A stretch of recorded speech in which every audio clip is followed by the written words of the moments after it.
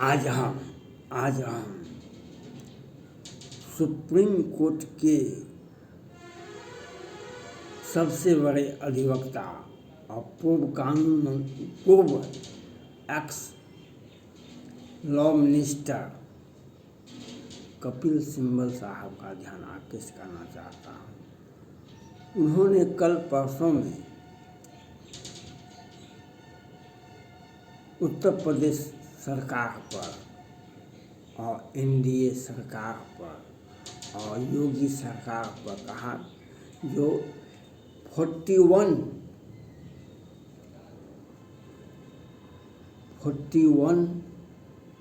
Cases आ गए हैं, जो ये एक विडंबना है। जो 41 व्यक्ति को पुलिस कस्टडी में न्यायालय के जुरिडिक्शन में व्यक्तियों का हत्या हुआ। अतीक अहमद, अरशद अहमद, जीवा, बहुत सारे लोगों का ये दुर्भाग्य है। देश के इतिहास में ऐसा नहीं हुआ है था। कपिल सिब्बल साहब, आप जाने माने देश के अभी सबसे वरीयतम अधिवक्ता हैं सुप्रीम कोर्ट में, और आपने पहले कानून मंत्री भी रहे हैं, राज्यसभा सांसद भी रहे हैं, और आप एक बड़े व्यक्ति होने के नाते आप, लेकिन आप अभी यूपीए गवर्नमेंट की बात नहीं करते हैं। आप यूपी की योगी गवर्नमेंट और नरेंद्र मोदी की बात करते हैं। इनके राज्य में कानून व्यवस्था ठीक नहीं है। यह बात बिल्कुल सही है, लेकिन जब आप कानून मंत्री थे, अतीक अहमद, अरशद पर कितने केस थे, क्यों नहीं ट्रायल चल रहा था? क्यों नहीं ट्रायल चल रहा था? दो पुलिसकर्मी और एक अधिवक्ता का हत्या दिन को उजाले में होता है, और उस पर पुलिस काउंटर करती है। अतीक अहमद का बेटा मारा जाता है, ये होता है, वो होता है। तो उसके विरुद्ध में सुप्रीम कोर्ट में याचिकाएं स्वीकार कर ली जाती है। होना नहीं चाहिए। हर व्यक्ति का न्यायालय में बात सुनना चाहिए। ये हमारे न्यायिक प्रक्रिया का एक हिस्सा है। लेकिन निर्भया की हत्या होती है रात के अंधेरे में, और लोअर कोर्ट से हाई कोर्ट से सुप्रीम कोर्ट, तत्काल फांसी हो जाता है सभी मासूम व्यक्ति का। लेकिन सुशांत सिंह राजपूत को उसी के घर में मार दिया जाता है और टांग दिया जाता है, तो उस रिया चक्रवर्ती और उसके भाई सौवी चक्रवर्ती और पूरे परिवार को जमानत भी मिल जाता है आसानी से, क्योंकि उसने 50 करोड़ रुपया लूटा, ड्रग का सौदा भी किया, और ईडी को कुछ नहीं मिलता है, एनआईए को कुछ नहीं मिलता है, सीबीआई को कुछ नहीं मिलता है, और रिया चक्रवर्ती जी को फिल्म बनाने का एक सौभाग्य मिलता है। बिग बॉस के साथ फिल्म बनाते हैं। तो ये इस पर भी कुछ बोलना चाहिए आपको। कपिल सिब्बल साहब, पूरा भारत और पूरा विश्व सुशांत सिंह राजपूत के न्याय मांगता रहा। क्या न्यायालय ने, सुप्रीम कोर्ट ने, क्या हाई कोर्ट ने उन्हें न्याय दिया? रिया चक्रवर्ती को न्याय दिया, रिया चक्रवर्ती को, उसके परिवार को। आप कहते हैं जो पुलिस कस्टडी में तो बहुत का अर्थ बहुत होता है। पुलिस अपने कस्टडी में लेकर के, न्यायालय का ही जुरिडिक्शन होता है। कोई व्यक्ति को हॉस्पिटल में इलाज करा रहा होता है तो उसको वहाँ भी पुलिस कस्टडी हुआ, वह भी कोर्ट का ही आदेश पर वह उसे हॉस्पिटल में इलाज कराया जाता है। लेकिन यहाँ तक मेरा मानना है, पुलिस कस्टडी में, पुलिस कोर्ट के डॉग में कोर्ट परिसर में नहीं, कोर्ट में सबसे पहला हत्या दिल्ली में हुआ था, यंगवार में। आज से 2 साल के अंदर में 2-3 घटनाएं दिल्ली में हुआ है। लेकिन आपने कहाँ बौखलाहट दिखाई? आप रिया चक्रवर्ती को जमानत दिलाने में और उन पर मौन धारण करने में, क्योंकि अपने लोगों को प्रोटेक्शन देना ही आज सुप्रीम कोर्ट का काम है। रिया चक्रवर्ती को प्रोटेक्शन देना ही काम है, सुशांत सिंह राजपूत को न्याय नहीं देना है। और आपका काम बच गया है, जो आपका काम बच गया है। जो विकास सिंह जाते हैं सुप्रीम कोर्ट की चीफ जस्टिस से मिलने के लिए, जो बार काउंसिल का एक बिल्डिंग का निर्माण होना है, तो आप वो जाते हैं तो वे कहते हैं समय हमारे पास में समय नहीं है। तो वे कहते हैं हमको समय कहाँ पर मिलेगा? कहा अभी हम कोर्ट में हैं, कोर्ट में किसी का हम हस्तक्षेप बर्दाश्त नहीं करते हैं। तो आप कहते हैं आप जाइए यहाँ से। आप जाते हैं, कहते हैं सॉरी सर। वहाँ पर बार काउंसिल, सुप्रीम कोर्ट का बार काउंसिल 2 भाग में बंट जाता। उनके विरोध में, उनके खिलाफ एक प्रस्ताव पारित होता। आप उसमें व्यवधान डाल दिए और वह नहीं हो सका, बार काउंसिल नहीं कर सका। आज सुप्रीम कोर्ट के मुख्य न्यायाधीश की टिप्पणी के चलते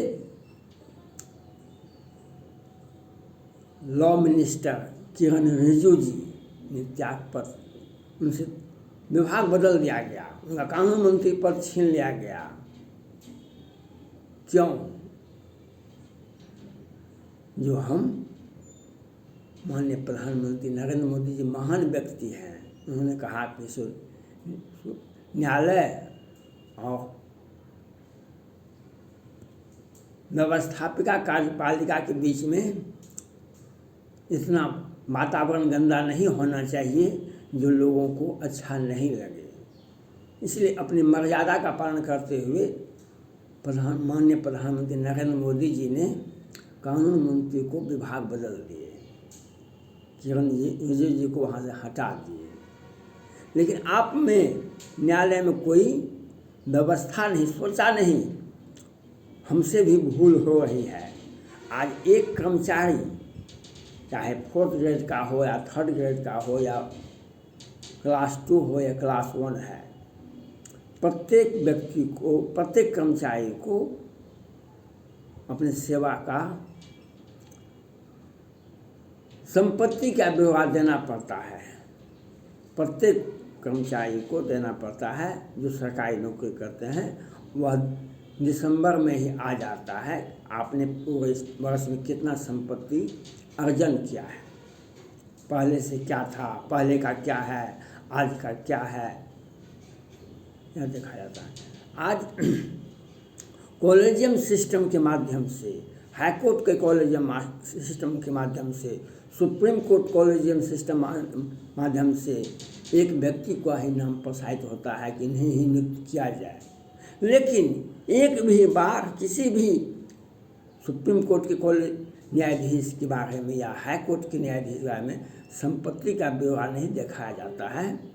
इसका महामहिम राष्ट्रपति जी ने प्रश्न उठाया है, संपत्ति का ब्यौरा दिखाइए आप, तो कहीं नहीं दिखाई पड़ता है।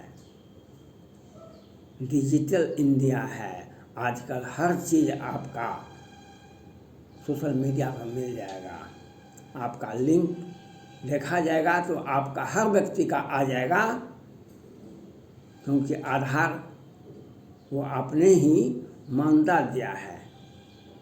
निजता का सिद्धांत अब वह आधार कार्ड से आ गया है और आपका हर संपत्ति, तो संपत्ति का 10 वर्ष सेवा किए, 15 वर्ष हाई कोर्ट सुप्रीम कोर्ट के न्यायाधीश का सेवा कितना काल, 10 वर्ष से 20 वर्ष।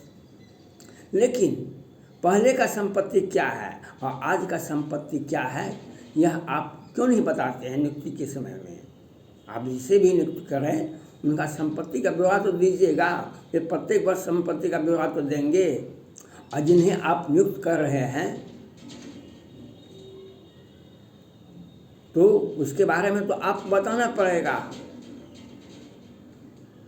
लेकिन आपने आज तक कहाँ दिखाया और आपने कहाँ बोला? आप समझौतावादी नीति से अपनाइए काम, क्योंकि कभी कभी प्रशांत भूषण जी शायद थे, उन्होंने बोगवे साहब पर एक टिप्पणी कर दिए थे, जो कानून नहीं, हेलमेट है नहीं, ये है नहीं, वो है। उन्हें सुप्रीम कोर्ट के एक सदस्य, एक एकल पीठ ने सज़ा सुना दी, जो आपको 1 रुपया फाइन किया जाता है और आपको 10 वर्ष का सेवा से वंचित किया जाता है। आप उसी के डर से तो नहीं, आप मीठी मीठी बातें सुप्रीम कोर्ट के बारे में कहते हैं और कभी राज्यसभा पद आपको बहुत अच्छा नहीं लगता था, आज राज्यसभा का पद भी आपको बहुत अच्छा प्यारा लगता है। और आप केंद्र सरकार की नीति या उत्तर प्रदेश सरकार की नीति का आलोचना करते हैं, या ये गलत बात है, ये अपराध है। लेकिन कानून व्यवस्था हो या कोर्ट कस्टडी में किसी व्यक्ति की हत्या हुआ अपराधी ही हो तो उसे काउंटर नहीं करना चाहिए, उसे न्यायिक व्यवस्था के तहत उन्हें सजा होनी चाहिए। लेकिन आप जब सुप्रीम कोर्ट के चीफ जस्टिस थे, चीफ जस्टिस के विरुद्ध में आप जब लॉ मिनिस्टर आप थे तो खूब कड़ा टिप्पणी करते थे। चीफ जस्टिस के विरुद्ध में आप जब कानून मंत्री थे सिंबल साहब, तो आप बहुत कड़ा टिप्पणी क्या करते थे। लेकिन आज आप समझौतावादी नीति अपनाते हैं।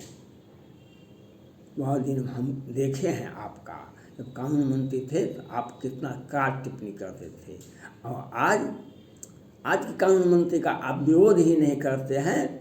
आप सुप्रीम कोर्ट के आगे पीछे लगे रहते हैं, और जो एक मर्यादा है, जो एक संवैधानिक व्यवस्था है, उसको भी तहस नहस करने में लगे हुए हैं।